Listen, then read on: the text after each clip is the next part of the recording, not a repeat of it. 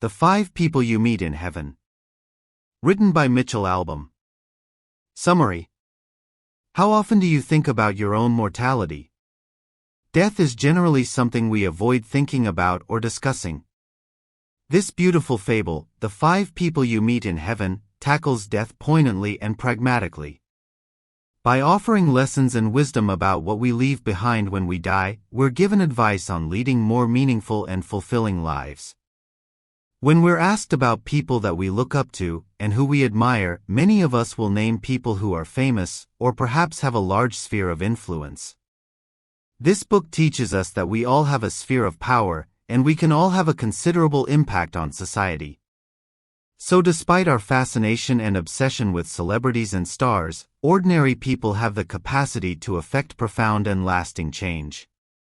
The simple philosophies in this book help us to have agency in how we live our lives, and give us the insight and belief that we can have a starring role in our own stories. We can all make significant changes, and we can all impact others and the world around us. Author Albom provides us with a narrative for death, grief, and meaning. What's more, his lessons are so universal that The 5 People You Meet in Heaven remained on the New York Times bestseller list for nearly 2 years. On the surface, this is a book about the afterlife, and anyone who has read A Christmas Carol by Charles Dickens will be familiar with the genre. However, this is a refreshingly contemporary approach to understanding and dealing with death that offers empathy and insight. It also tackles chance meetings, fate, and serendipity, and shows how our actions often have profound consequences.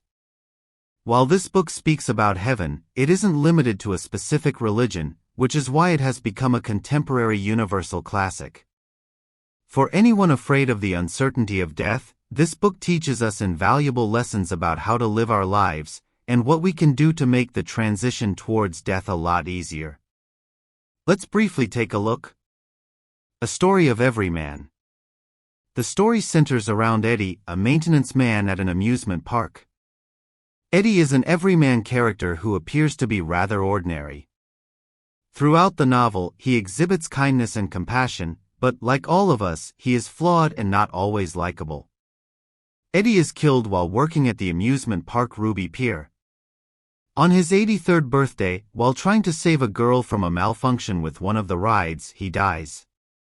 Eddie awakes after the accident feeling younger and more energetic than ever, and it's at this point that he meets the first of 5 people on his journey towards the afterlife. This is a story about every man, and heaven is seen as a series of places from a metaphorical waiting room to the final destination. Hence, heaven is a place where you make sense of your life on earth, and the first stage of the journey is meeting the 5 people who have had the most impact on your life. Each person reveals a central lesson through their story, tells you where you fit into their lives, and how you've impacted them. The Blue Man. Have you ever heard of the butterfly effect? This is the fact that even the smallest of actions can create a huge reaction. The first character Eddie meets is the Blue Man.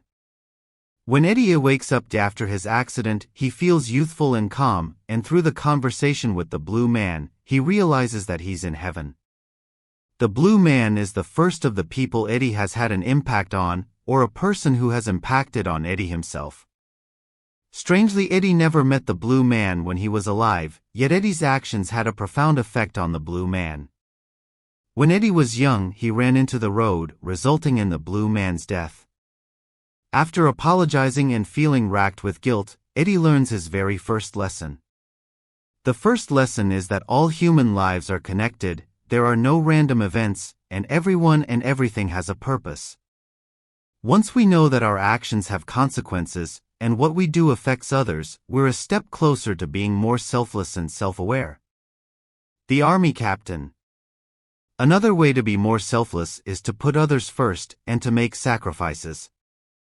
The second person who arrives is Eddie's former Army captain. The 2 men reminisce about their time in the war, about the difficulties they endured, and about some of the horrors they witnessed. While discussing a significant event where a fire ravaged a village, Eddie reveals that he saw a shadow in one of the huts that were on fire. At the time, Eddie told his captain that he wanted to run into the hut to save the person caught inside. However, before Eddie could run in to save the person, he was shot. The captain then confesses that it was he who shot Eddie in the leg in order to save his life. This revelation makes Eddie realize how much resentment he'd been carrying around with him, and how he'd always blamed his injury for his lack of achievements.